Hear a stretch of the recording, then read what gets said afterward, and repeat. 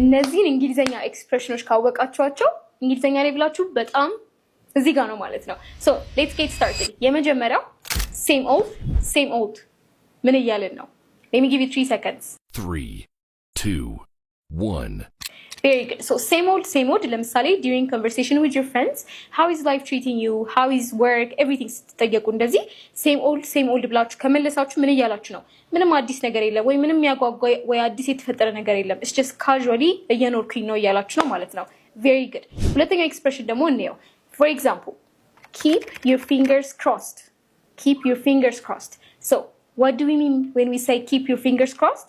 Keeping your fingers crossed ማለት አንድን ሰው like wish me good luck እያለ ነው ወይም ደግሞ ጸልዩ ያ ነገር እንዲሳካልኝ wish me luck እያላችሁ ነው ማለት ነው። ለምሳሌ ነገ የመንጃ ፍቃድ ፈተና ያለ keep your fingers crossed for me ካላችሁ ምን እያላችሁ ነው?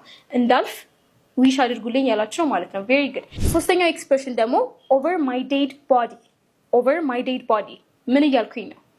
ያ ነገር በፍጹም አይሆንም just like something that would never happen እኔ ካልሞትኩ በቀር ማለት ነው። እቺኛዋን ደግሞ እናንተ ትመልሱልኛላችሁ። every dog has his day ምን ማለት እንደሆነ ኮሜንት ሴክሽን ላይ መልሳችሁን ጻፉልኝ።